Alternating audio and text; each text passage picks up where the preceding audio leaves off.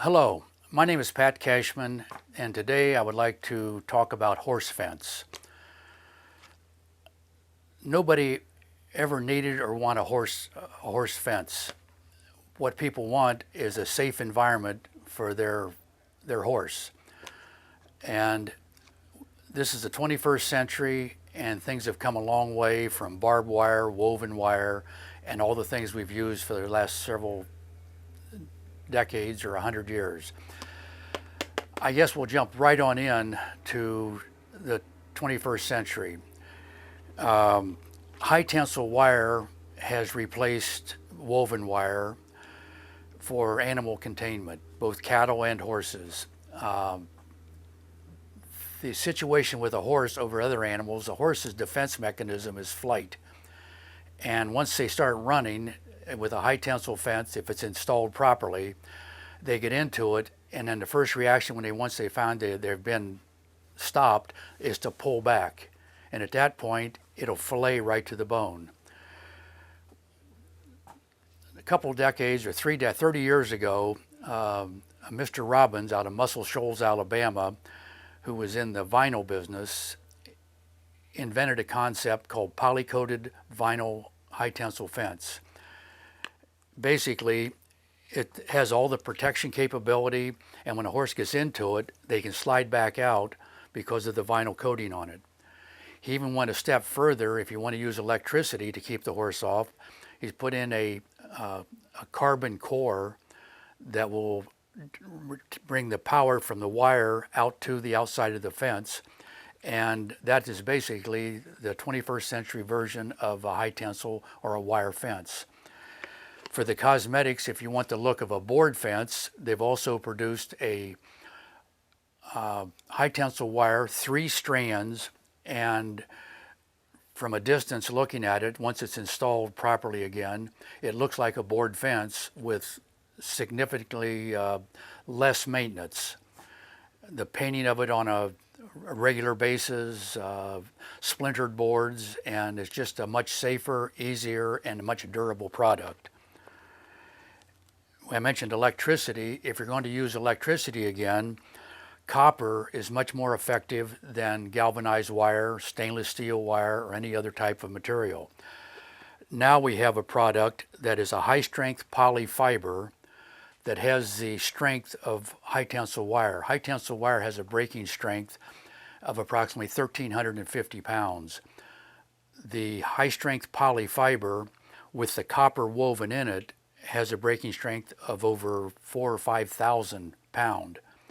Not only that, the copper itself is woven into the fiber, and you're never pulling against the copper, which is a soft wire, and it won't break or pull, versus the stranded wire that's got stainless steel wire in it, and if a horse hits it, it will break, or if a cow hits it, it'll break, and then you've lost the continuity of the wire. The other thing, the high-strength poly fiber has got enough UV inhibitor and will guarantee it for 25 years, as compared to the other types of vinyl that have less UV inhibitor and will break down over a short period of time, 3 to 5 years in a permanent installation, just with the sun, the weather, and they become brittle and just crumble. So this is, if you're going to use electricity, is the safest, it's the easiest to install, and instead of with any other type of fence, your fence posts being 12 to 16 feet apart, on level ground you can go up to 100 feet. 50 is very normal, just as long as you stay with the contour of the ground. And installation cost is the least expensive of any product we've got, and the easiest to put up. And then going back to our number one concept, it's the safest. Once an animal touches it, maintaining a 5,000 volts of electricity, they won't touch it again, and they can feel it 15, 18 inches away through their muzzle, and if you leave it on all the time, animals will not touch it. It's effectively been used by the U.S. military around airfields to keep deer, elk, and moose off of the runways. and has proven to be the most efficient system that they've come up with. To explain a little bit more about copper, let's compare it back to your house. Would you even think about wiring your house with galvanized wire? Obviously not. And if you're using copper, you don't mix aluminum or any other type of wire in your fuse box at home, in your paneling, or anything you do. The copper has to be consistent through the entire program, starting with the ground rod. You go to most farm stores and they sell a 3-foot galvanized rod that you pound in the ground. It's literally impossible to get an efficient ground. You need a minimum of a 6-foot copper-clad rod, and you need a minimum of 3 rods spaced 10 feet apart, wired in a series into your energizer, and a copper lead-out wire leading from the ground rods to the energizer. The energizers typically are listed in mileage or acres, from 10 mile, 20 mile, 50 mile. This is an unregulated industry, and unfortunately everybody lies. If it says 50 mile, discount 90%, it's good for 5. Look on the fine print on your energizer and it'll tell you the joule output. It takes 1 joule of energy per mile of fence to maintain 5,000 volts, and that will keep the animal off the fence. So you've grounded copper wire to your energizer, then from the energizer back to the fence, the copper wire, and then with a copper split bolt, you energize the fence. And that's the most efficient way to get enough voltage on the fence to keep animals off of it. Later on in this video, we'll show you an installation with fence posts 100 feet apart that was put in 8 to 9 years ago. The fence is in as good a shape today as it was 8 or 9 years when we installed it. And to my knowledge, there hasn't been a deer, a coyote, or a dog come in that field, or an animal get out of that field in 8 years, both horses and cattle. The simplicity of installing the high-strength polyfiber fence is keep it simple. We're using a roller insulator at the ends where we terminate, and we pull it with a tensioning tool to pull it. You pull it by hand to start with and put the split bolt on it. Then we have a tensioning tool, which is like a mini block and tackle, that we tie to the brace post and pull it with this tail, pull it tight. After an initial installation, you'll pull it about 2% with the tensioning tool. So if you've got 1,000 feet of fence, you're going to pull it 20 feet. Let the fence stand for 2 to 3 days and go back and retension it, and you'll pull it another 1%. The simplest thing are line post insulators. This is as simple as it gets. If you have to anytime, you can loosen it and it slips right in. There's decorative type, which we don't recommend because of the sharp edges. They look cute. It's a little horse's head, but it's got sharp edges, and if a horse does get close to it, there's too much danger of being. This is a clamshell, which is also a very efficient way, and it is smooth edges and all that. And again, the roller insulator at the other termination end.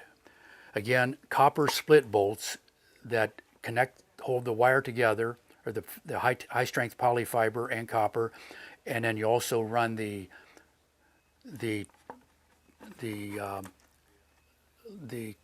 insulated copper wire to this from your energizer or to the ground. Again, here is a corner installation in the 20-acre field that we talked about earlier. We're bracing the corner post again from both directions. The corner post is a 9-foot post, 6-inch in diameter. We're 4.5 in the ground, 4.5 above. The brace wire is 22 degrees or less. So we're bracing from the bottom of the post to the top there and pushing this post into the ground. At 4.5 feet above, it's just pure physics. 2.5 times that, we need to be 10 feet out. to maintain that. If not, it's going to heave. So we're 12 feet in this case instead of 10, but it's just as long as we're over the 10. And this is a standard corner brace. So we're bracing from this direction and again bracing from the other direction. We put a roller insulator on the inside, but in this case we're going around the outside with 2 of the roller insulators instead of this being pulled out if the screws would happen to loosen or become fatigue or whatever. It's much more secure going around. We're pulling against the outside of the post because we're pushing the post into the ground. Here's another example. When we tell people you can put 100 feet between posts, they kind of look at you like you're telling them a story of some kind. This again has been up for 8 to 9 years and we're 100 feet between the fence posts. The other thing, the fence posts are 4-inch line posts, which are about the same cost as a metal T-post. And there's no comparison in the safety value.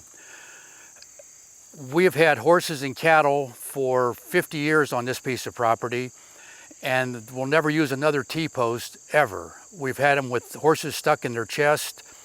We had a little heifer one year that rubbed on the top of it and rubbed it clear up through her jaw, and then we doctored her for months before we finally just gave up on her. Here's another point on the ground rod. We're energizing the top and the 2 bottom strands. We're grounding the middle, or one from the top. This is again, split bolt, copper lead out wire, and you can't see the end of it, but we're 6 feet in the ground with a copper clad ground rod here. A lot of people will just run this and or plug it into any old type of cheaper wire or anything else. Electricity in your fuse box in a outlet at home has to be positive and negative.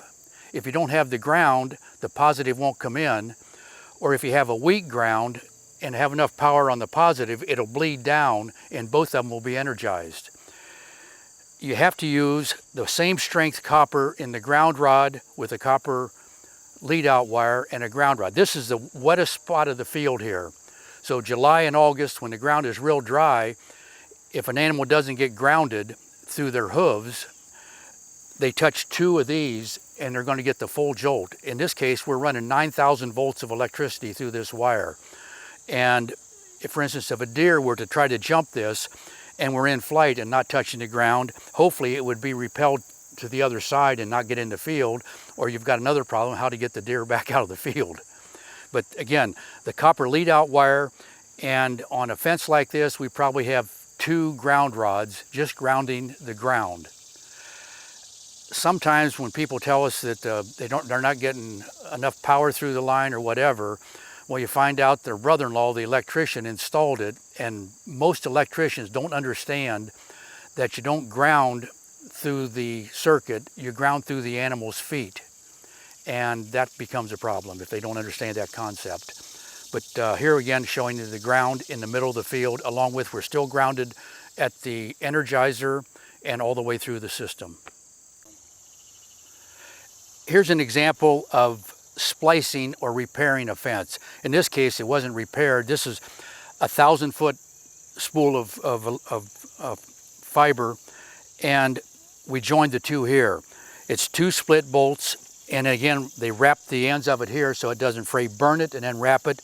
Here's a case where a little bit longer splice, and they put the zip ties on it.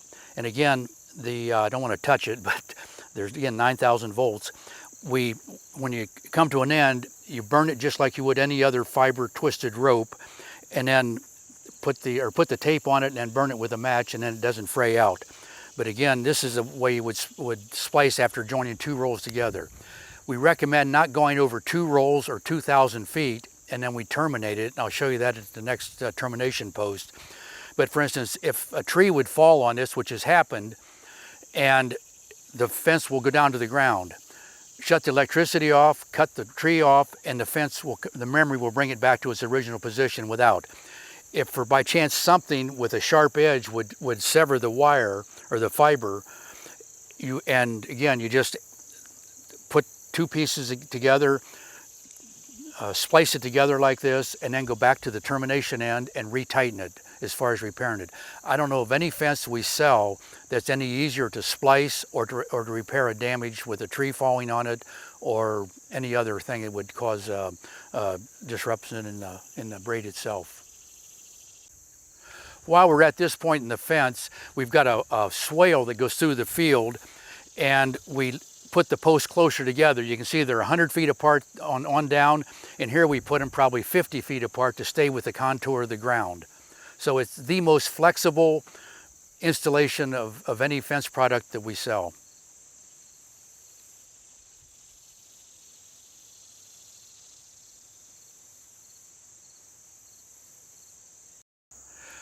Here's a case where we've taken 3,700 feet around the fence, so we're halfway at this point.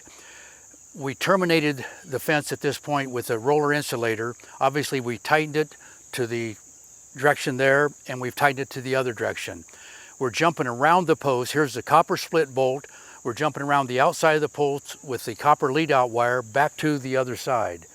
So the continuity is consistent throughout the entire fence.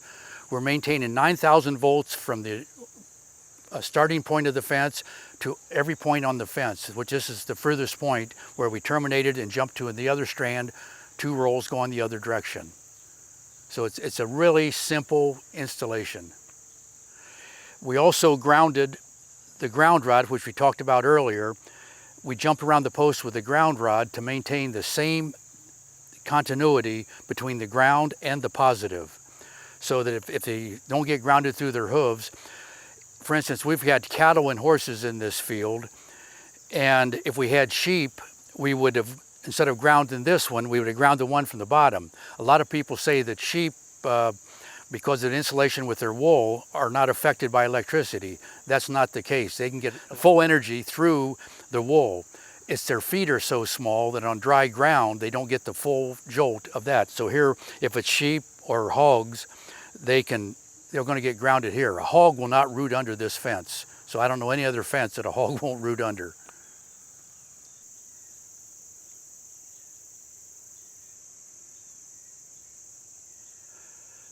This year, we're taking a hay crop off of this field, and we don't have animals in it.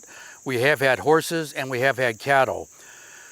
About 4 or 5 years ago, we had a dozen cows and a young bull pasture breeding, and an old bull got out of the barn. Somebody left a gate open one night. Now, the old bull in the year and a half before then has walked through every fence on the property. 3-board, 4-board, galvanized hot wire. He just walked up to it, 2,200-pound bull, and walked through the fence.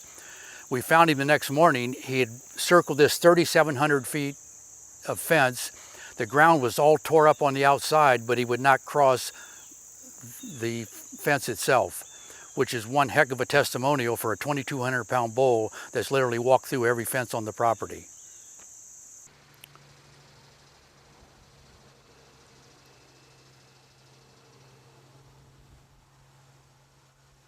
Here we've been talking about poly fence. The poly fence that's around the world, the original versions were basically invented and developed in New Zealand for pasture rotation, for temporary fence where they rotated the pastures to maximize the efficiency of grazing sheep. A lot of them have come to this country and misinterpreted, we feel. It is never designed for perimeter or permanent type fence. There was another poly fence that was originally developed in Europe, and it's high strength polyfiber, and it's the only one that's using copper wire. Currently, there are several manufacturers in Europe, Canada, United States that are making copper wire in high strength polyfiber. We have come up with our own private label now that's called, we're calling it Cashman's Elite Fence System. It's a fencing system. You have to use all copper, we talked about before, from the ground rods to the lead out wire to the energizer to the fence itself. Our version now has more copper than any other fence, any other high strength polyfiber fence. It has 6 strands of copper wire and the breaking strength of over 1,700 pound compared to high tensile wire breaking strength of 1,350 pound. So it comes in a 1,000-foot roll, and we have it available at a very, very competitive price.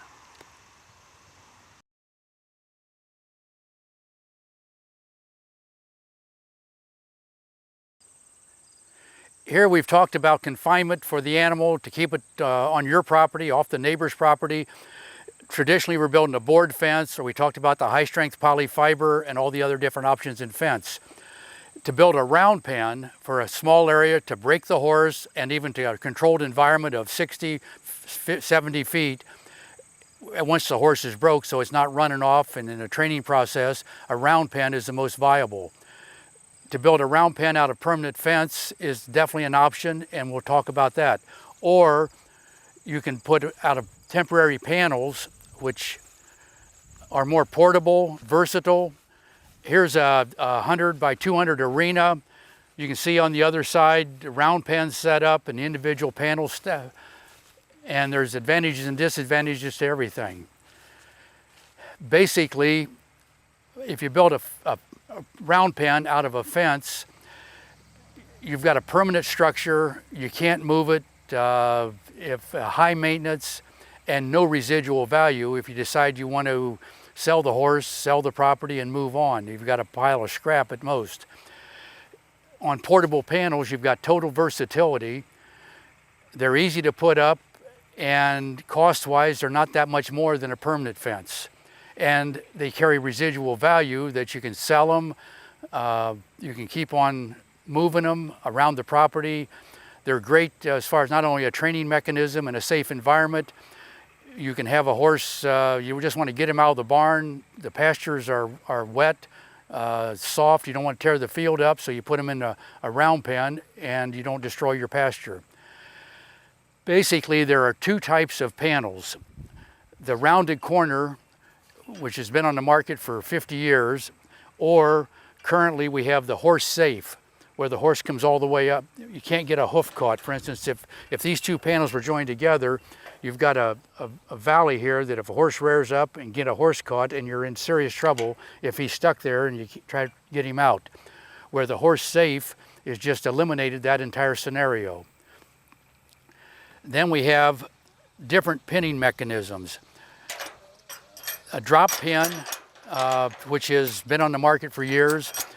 It hooks the panels together. Here we have what a P hook, again, that connects the panels.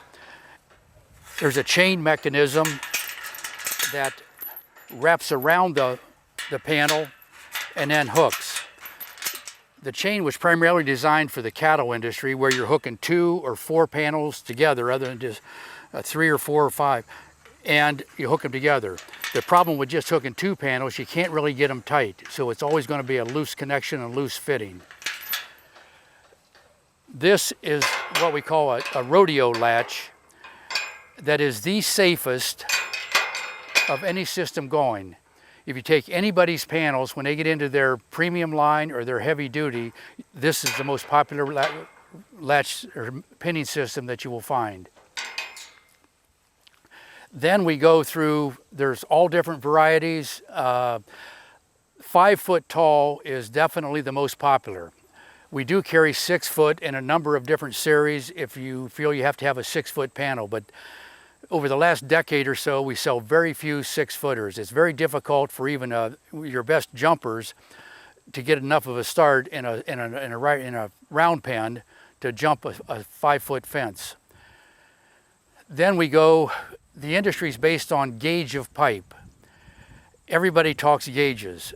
I personally don't know of a single company that will put their name on a panel and put the gauge on it. It's an unregulated industry, and there's a lot of people talk heavy gauges and this and that. The best way to judge steel sells by the gauge or also by the pound. You can take the economy panels and they're going to weigh in that 35, 38, 40 pound. You get into the heavier panels, you're up to 65 to 75 pound.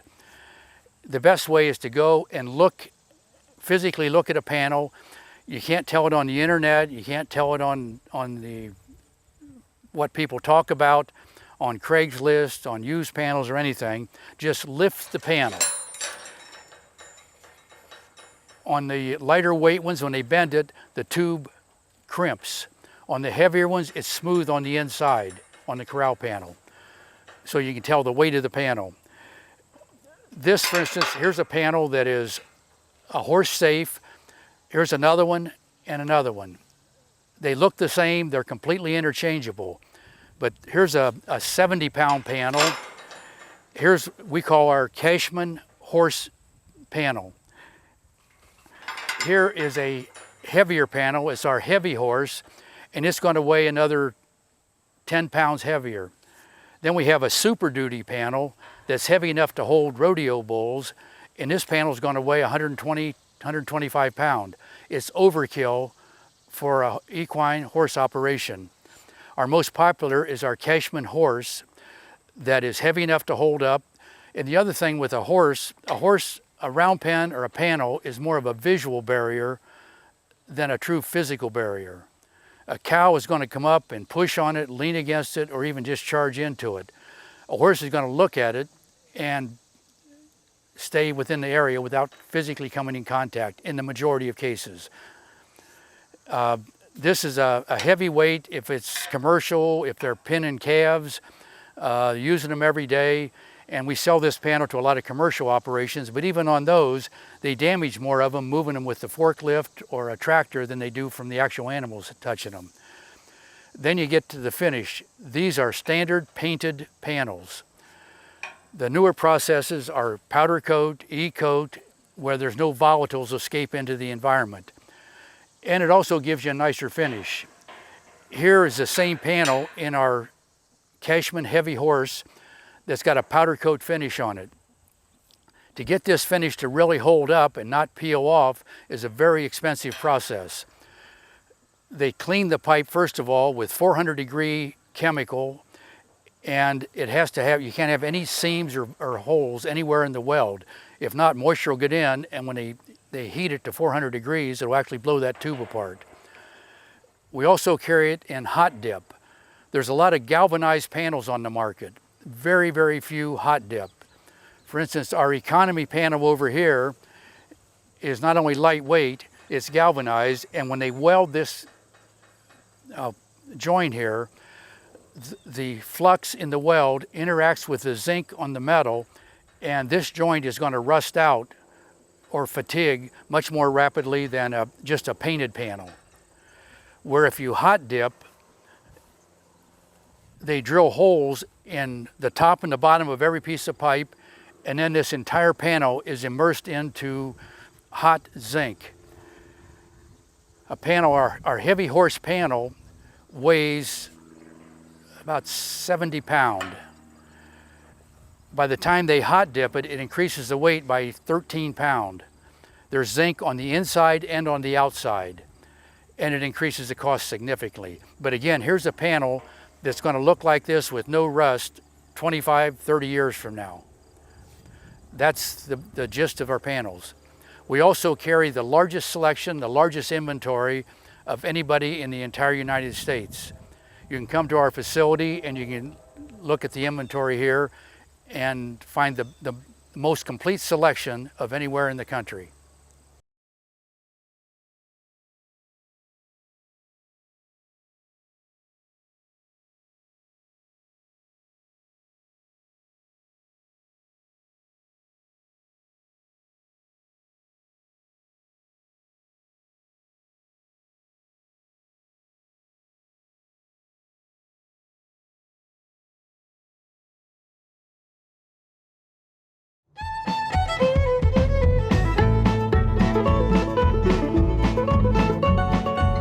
Fencing your animals is no longer the back-breaking work it used to be. With Electrobraid Fence, you can start right after breakfast and have this 1-acre paddock completely fenced before supper's on the table. Now that's fast. That's simple.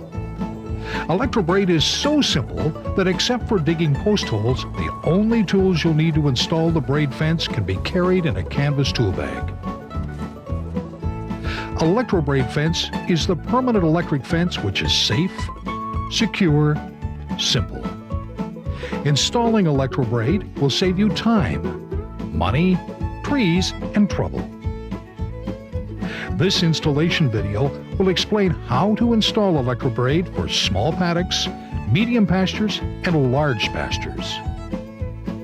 Proper sized paddocks and pastures are important for the care and well-being of your animals. Fights are bound to happen with overcrowding. The larger the paddock, the less stress and the less chance of a horse getting hurt. 100 feet by 100 feet should be the minimum size paddock for 1 or 2 horses. Pasture should be at least 2 acres per horse, with no obstructions which could hurt a horse, and no sharp corners where a horse can get trapped by another horse. A proper sized paddock or pasture fenced with Electrobraid, well, you're going to have happy horses.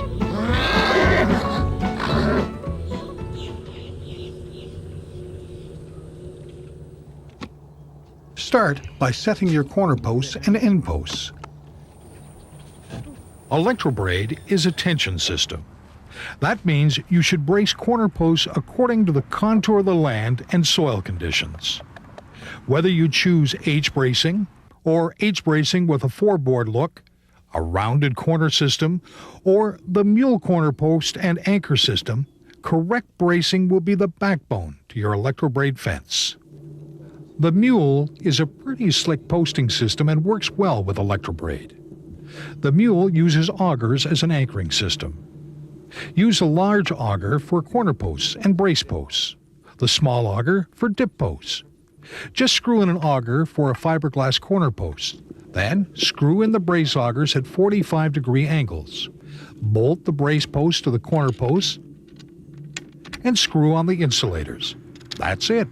It takes no time at all to install, and it's not coming out.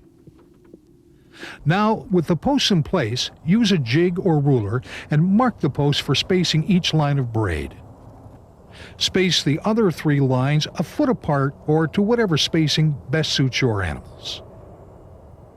If smaller animals are fenced with larger animals, simply widen all the spacing an equal amount in order to narrow the space between the bottom braid and the ground. If you have predators such as coyote, wolf, cat, or bear, an extra line of braid may help to keep them away from your horses. Now, center the insulators on your marks. Use 2.5-inch screws to attach the insulator to the fence post. You can also use a flexible webbing option. If you're using the webbing, drive a stainless steel nail through the top hole to hold the insulator in place. Don't anchor it solid. This nail is temporary. Measure out and cut lengths of webbing to overlap around the posts. Slip the webbing through the insulator and strap the insulator to the post. Secure the strap with 2 stainless steel nails and washers.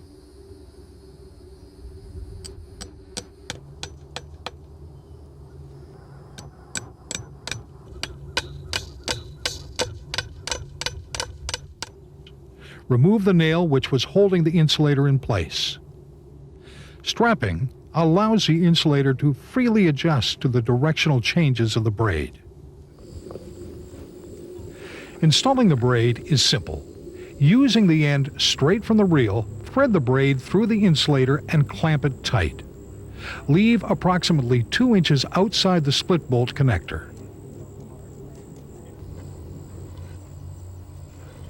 Make sure the connector is tight to avoid slippage.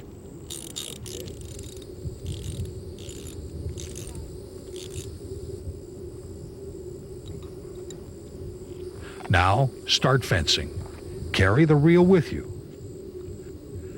On a small paddock, fencing with Electrobraid is as easy as walking the perimeter of your paddock or field. At the next corner post, remove the pin lock and roller and slip the braid behind the roller.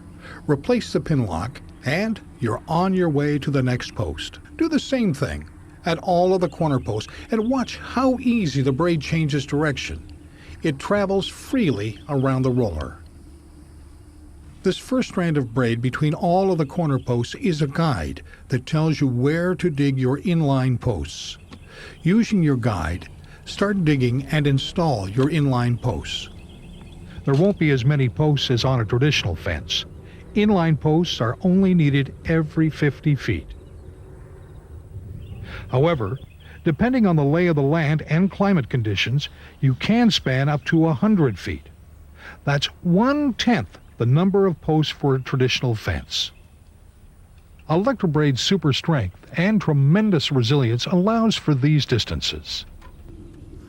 At the end post, pull out as much slack as you can by hand. To tighten the fence further, you'll need to use the Electrobraid tensioning kit. It's easy to assemble.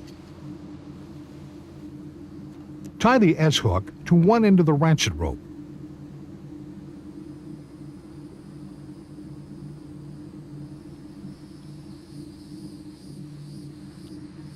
Insert the other end of the ratchet rope into the ratchet. Insert the rope opposite to the release switch around the ratchet wheel and back out in the opposite direction. Tie a knot to prevent the end of the rope from slipping back through the ratchet, and you're done.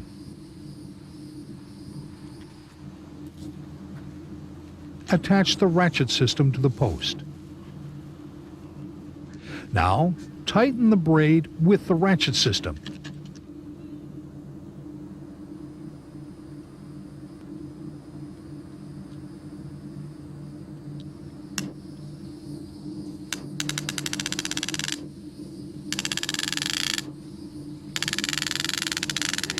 Keep going. Tighten until the ratchet won't pull any tighter. Depending on how much slack you pulled out by hand, you may have to repeat this tightening process several times. Now, clamp the line with a split bolt connector. Leave approximately 2 inches of braid outside the clamp. Then tape, cut, and singe the end. Always tape before you cut. It prevents fraying. Singeing prevents fraying after the tape wears off. Return to the beginning post and attach the ratchet system and tension the braid.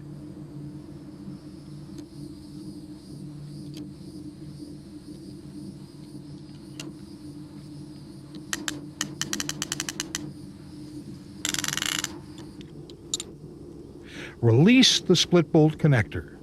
Take out the slack and retighten the bolt.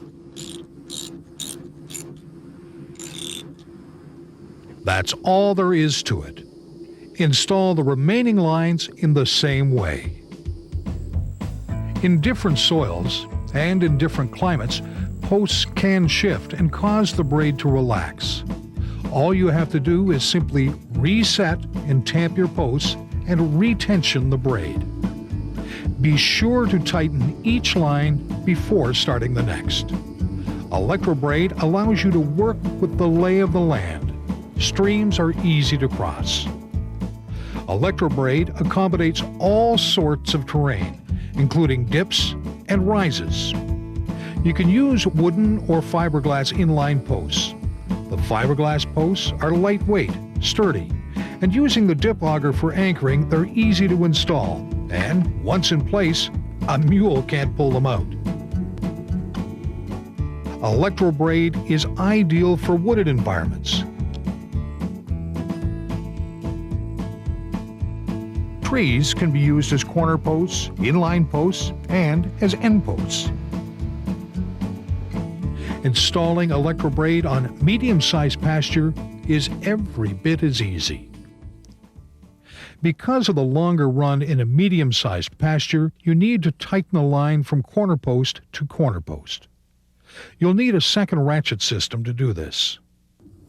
After installing a single line of braid and clamping the braid at the end post or gate post, go to the first corner post and tighten the line.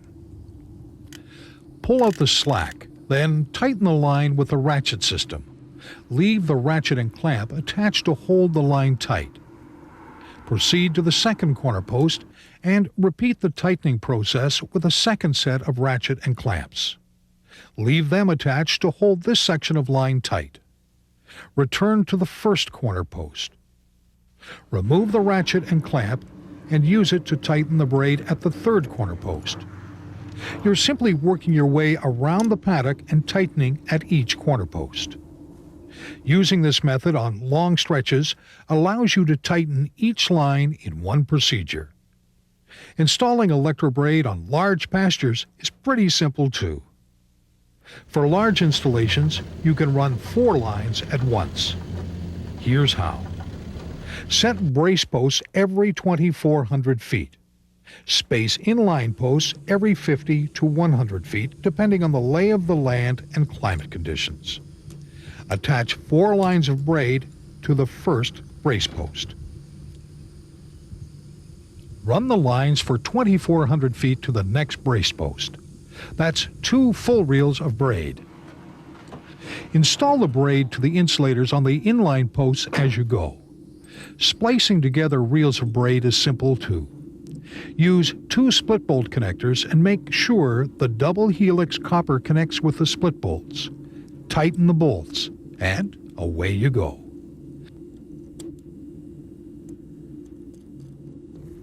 Tighten and terminate all 4 lines at the brace post. Attach 4 more lines of braid and use jumper cables for an electrical connection. Simple, isn't it? You're going to repeat this procedure from brace post to brace post.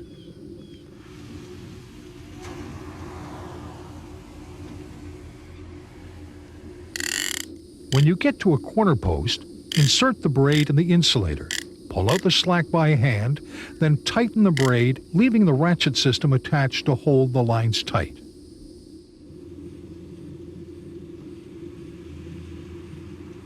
Remember, tighten at corner posts. Tighten, clamp, and terminate at inline brace posts. Continue running the braid in this way until you reach the end post or gate post. All you have to do now is add a gate. Choose your gate carefully. Ideally, a gate should be hung so it swings both ways, allowing for the gate to always swing in the direction you're leading the horse. Whether it's a geotech gate or any other quality gate, you now have a physical and psychological barrier for your animals which is safe, secure, simple. And with regular inspections and minimum maintenance, it will stay that way for many years to come. Electrobraid's strength, durability, and resiliency makes it the perfect barrier for year-round fencing. Add to that its ease of installation, and you have the future of electrified fencing. Installing an Electrobraid fence is a sure sign you care about your animals. Here's a few tips for keeping them safe and secure. Test your fence at the highest and driest points of the fence. Test at the furthest point from your ground system, and test your fence often, making sure that you have 5,000 volts at all locations. Always introduce new horses to your herd gradually to minimize fights as they sort out the pecking order. Always introduce your animals to the Electrobraid fence before you turn them loose to enjoy their paddock for the first time. Don't mix mares with geldings and stallions. Always separate mares from geldings and stallions in separate paddocks. Always buy the proper fence charger for your application and follow the manufacturer's instructions that come with it. Make sure if a post shifts, you reset it, tamp, and retighten the braid. And it's always a good idea never to turn off the electricity to your Electrobraid fence unless you're working on it and the horses are not left unattended. It's very important to test your fence at the highest and driest points of the fence. Test your fence to the soil at the furthest point from your ground system, and test your fence often, making sure you have 5,000 volts at all locations.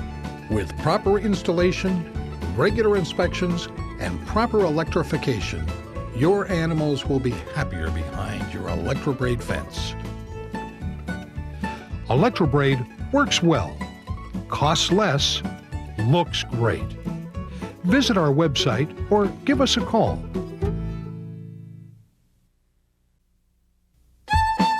Your horse will only respect your Electrobraid fence if it's properly electrified. Electrifying your fence starts with a good grounding system.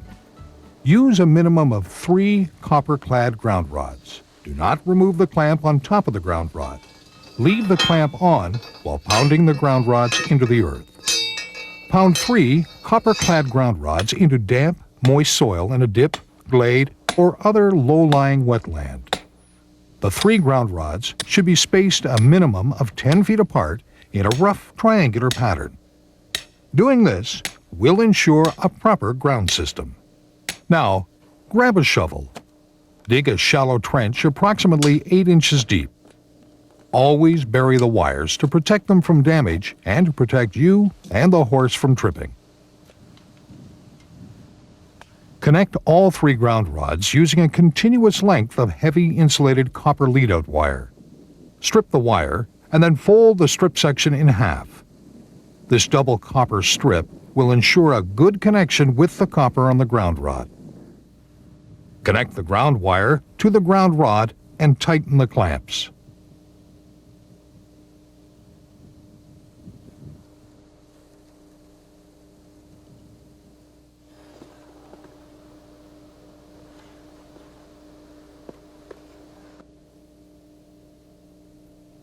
It is best to use a continuous length of ground wire.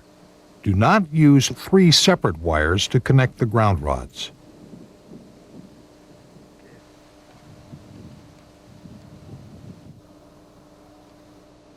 Still using the same length of ground wire, string it all the way back to the energizer, making sure to bury it 8 inches deep. Your ground system is now ready to be connected to the energizer.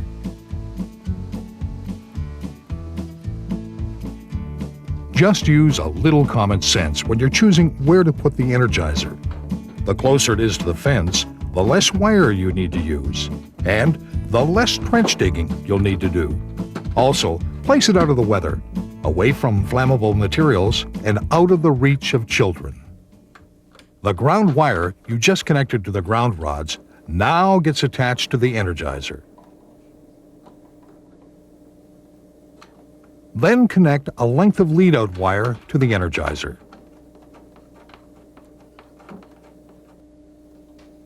String this lead-out wire all the way out to where it'll connect to the fence. Make sure you bury the wire to protect it from damage.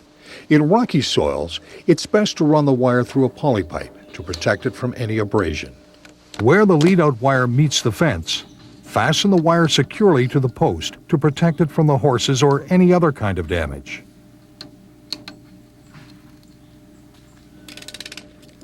Connect the lead-out wire to the top strand of braid with a split bolt connector.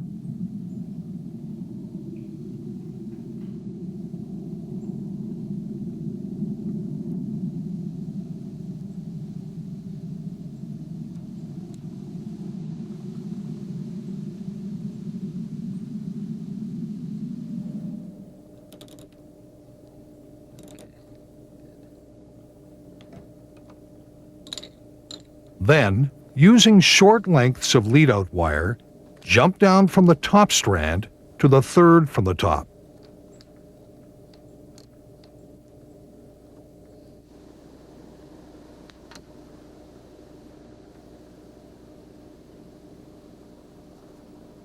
And then, jump from the third from the top to the bottom strand.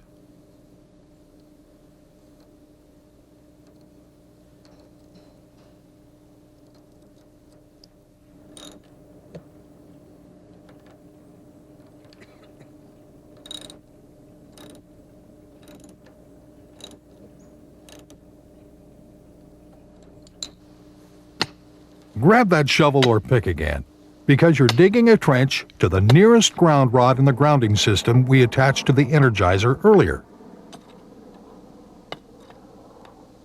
You'll be running a length of wire from the second from the top line directly to your nearest ground rod.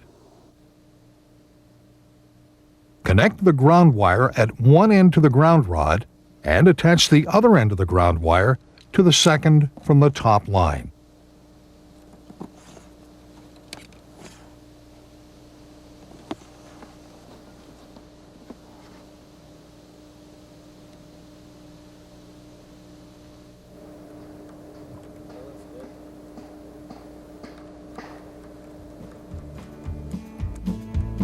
You will also have to wire all gates as well.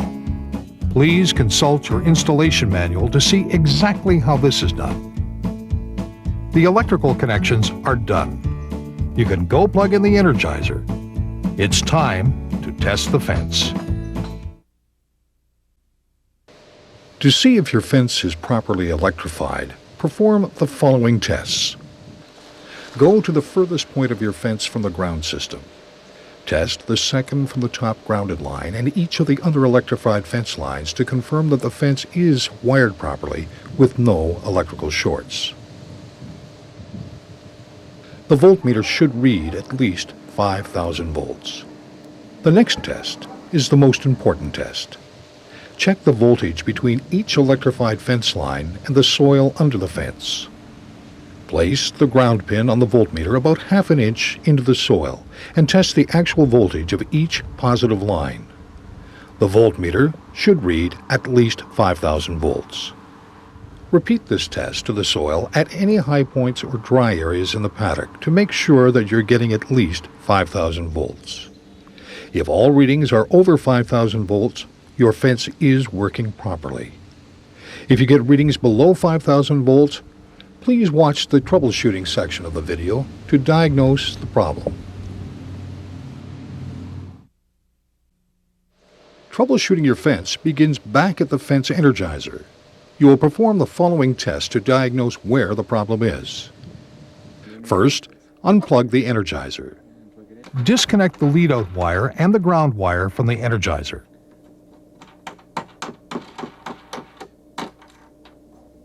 Turn the fence Energizer on and read the voltage on your charger. All readings should be a minimum of 5,000 volts. If less than 5,000 volts, there's a problem with the Energizer. If the Energizer is okay, you must retest the fence. Make sure you turn your fence Energizer off before you reconnect the two lead-out wires. And make sure you plug it back in before you walk out to where the charger is connected to the fence.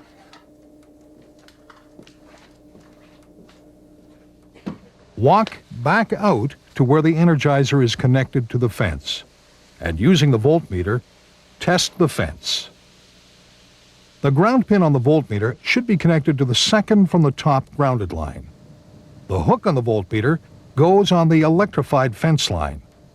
Touch the voltmeter hook to the copper on the braid for a solid electrical connection. Make sure all readings are a minimum of 5,000 volts, and test all of the lines. Any reading less than 5,000 volts means there's a problem with the lead-out wire, or you have crossed wires during installation. The next test is the most important. Check the voltage of the electrified fence line to the soil. Place the ground pin about a half inch into the soil and test each positive line of Electrobraid. All strands should test above 5,000 volts.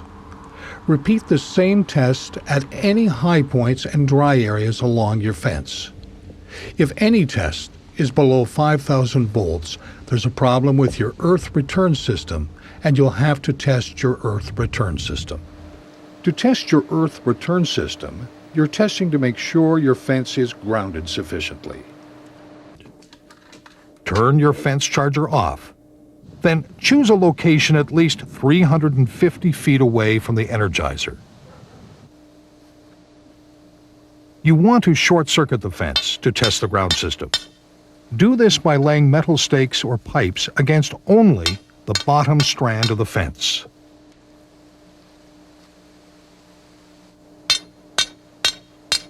Then, go back to the Energizer and turn it back on. If you have a digital voltmeter, apply the ground pin to a screwdriver placed in the ground at least 3 feet from the ground rod. Apply the voltmeter to the ground rod. The reading on the voltmeter should be 300 volts or less. If it is greater than 300 volts, you'll need more ground rods. If you have a 5-light voltmeter, you'll need to perform the following test. Before you walk back, make sure you're wearing plastic or rubber shoes. because your next step is to place one hand on a ground rod, then slowly place a finger on a blade of grass. If you feel no tingling of electricity, place your hand firmly on the ground. If you still feel no tingling, your grounding is okay. If you do get that electrical tingling feeling, add more ground rods. Or contact an Electrobraid customer service technician for advice on grounding your fence. With your Electrobraid fence properly installed and properly electrified, you'll have a fence that is safe and secure for your animals with little or no maintenance for you.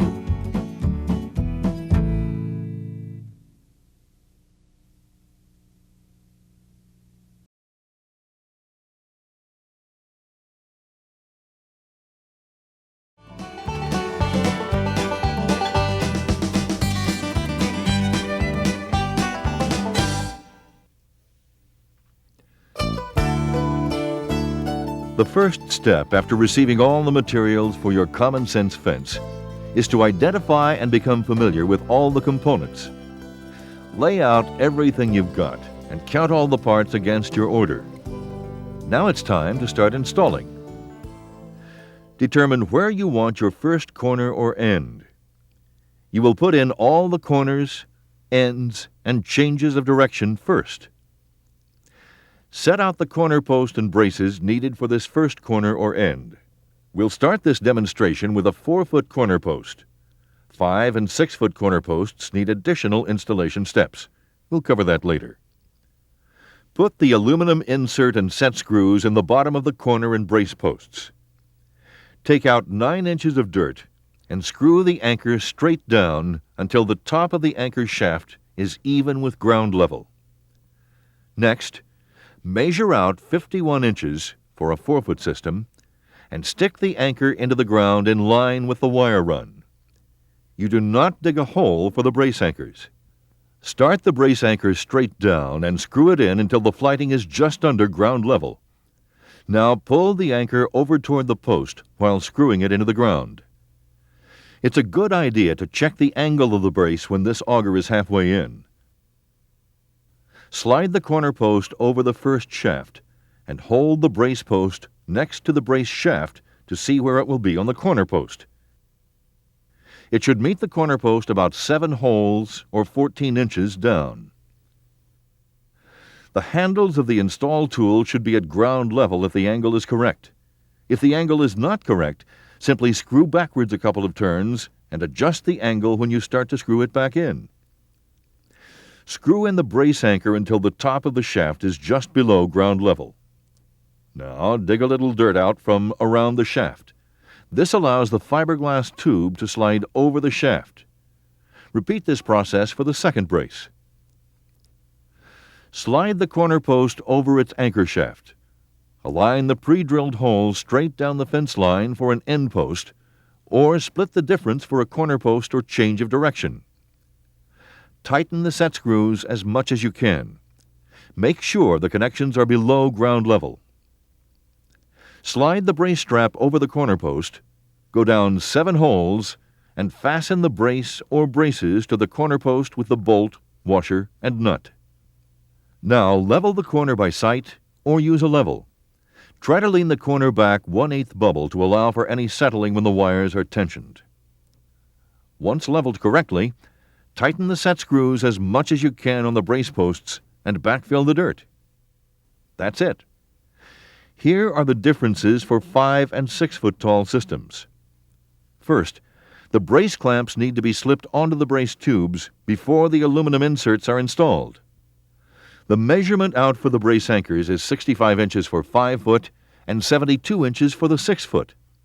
These measurements will change for all fence heights when installing a corner or end on a steep slope. Next, for attaching the brace clamp, count down 8 holes for the 5-foot and 9 holes for the 6-foot. Let's take a moment to talk about the anchors. It's important to note that the amount of torque it takes to screw the anchor into the ground is directly related to its pull-out force. As the anchor goes deeper, it should continually get harder and harder to turn. If it is getting hard to turn when the anchor shaft reaches ground level, the anchor is in good soil and will hold. The standard 6-inch auger can be used in more than 85% of all applications. If the anchor turns easily all the way down, the anchor did not get into good soil that will hold. To solve this, add a 12 or 24-inch extension and screw the auger deeper into the ground until the anchor gets more difficult to screw in. If you know the ground is loose sand, peat, or swampy, you may opt for the 10-inch auger. 10-inch augers will give you more pull-out resistance. In very hard, dry soil, get additional help for added down pressure and turning power. For very rocky conditions, a 4-inch anchor may be necessary. This is a shorter shaft with 4-inch flighting, which will allow penetration in rockier soils. Sometimes a little back and forth motion with quick snaps forward will help get by some rocks. For bedrock, a rock anchor may be necessary. Jackhammer a hole into the bedrock and cement the shaft into the rock. As you can see, every soil condition has been addressed and handled. It's important to note that if the fence is trying to push the brace anchor into the ground, if you hit a rock or other obstruction which prevents the auger from going any deeper, that is fine. The brace anchor will be under compression, pushing down into the ground, and the post will be solid. The anchor shafts are adjustable in the fiberglass posts. Basically, you need to get the corner auger down far enough to hold and the brace anchor until it will go no further. Now that all corners, ends, and changes of direction are in place, it's time to start putting up wire or electrobraid. Now let's look at installing electrobraid. Necessary tools include pliers, adjustable wrench, wire cutter, electrical tape, lighter, and the electrobraid tensioning kit. Let's begin. The first step is to install roller braid clips on all corners and changes of direction except for the start and ending points. Next, walk the braid to the post where you will end, inserting it in all the installed roller clips as you pass. Secure the braid to the ending post. Install the U-clip, wrap the braid around the post, and secure with a split bolt connector. Attach one end of the braid tensioning system to the starting post with the other end scissor clamped to the braid. Pull the rope on the ratchet until the electrobraid is as tight as you can get it. Reposition the ratchet as necessary. Once tight, put a split bolt connector on and secure the braid to the post. Wrap some electrical tape around the braid and cut through the middle of the tape. Singe both ends with the lighter. To splice the braid in the middle of a run, such as the end and start of a roll, use 2 split bolt connectors.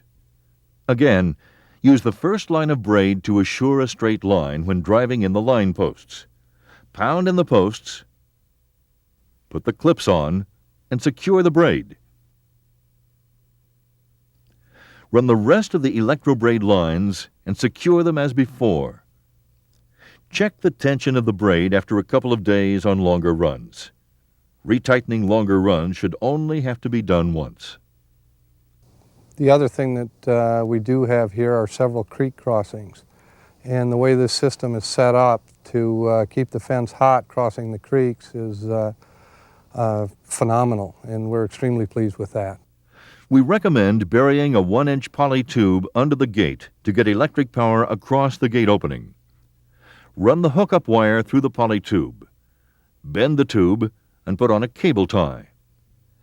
It's best to hook up the top wire to the top wire and so forth, so the plus and minus wires can be changed in the system simply by changing them at the charger hookup point. Fence is up, gates hung, electrical under the gates. Now it's time to hook up the charger and ground rods. We recommend 2 to 4 ground rods 10 feet apart, connected to one another and to the negative black terminal on the charger. Improper grounding is the cause of 90% of the problems experienced with electric fences. Try to locate the ground rods in a moist area, staying away from all water supplies, underground pipes, utility ground rods, and buildings. Locate the charger as close to the fence as possible. Hook the hot wire to the positive terminal. Hook the fence ground wire and rod ground wire to the negative terminal. We recommend using the hot and ground fence polarity system. This ensures the performance of the fence regardless of earth conditions. Electric fence warning signs are a good idea and are required by law in many areas.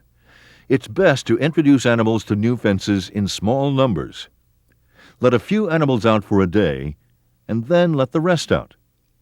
The larger numbers will learn from the animals that have already introduced themselves to the fence. When you choose the common sense fence for the gentle control and protection of your valuable animals, you've chosen a true fencing system with many advantages over all other types of fencing. Mule corner posts are uniquely dependable and strong. Costly maintenance is a thing of the past. Installation is do-it-yourself simple. Safety for the animal is unmatched. And the long-term effectiveness of the common sense fence lets the system truly live up to its name. This heavily wooded area is not way out in the woods, it's the outskirts of the Little Rock Air Force Base. Even though you can't see them today, there's an estimated 400 deer living near the base. Sometimes they wander onto the runways. Last summer, we were doing a deer count every night, and we were averaging 19 deer on the airfield every night. Wing Flight Safety Chief Captain Jonathan Van Noord says twice in 1998, deer wandered into the paths of aircraft. Those collisions sent the Air Force looking for solutions. They found an electric rope fence. The fence is very flexible, so if a deer runs into it, it's just going to push, and the fence will push it back. This type of fencing was originally designed for much smaller enclosures like pastures or orchards, so the Little Rock Base's fence line is the longest known of its kind in the U.S. 270,000 feet of fence line now surround the airfield. That's more than 5 miles of rope. The fence gives off short electrical pulses, enough to give an animal a jolt, but not do any permanent harm. Van Noord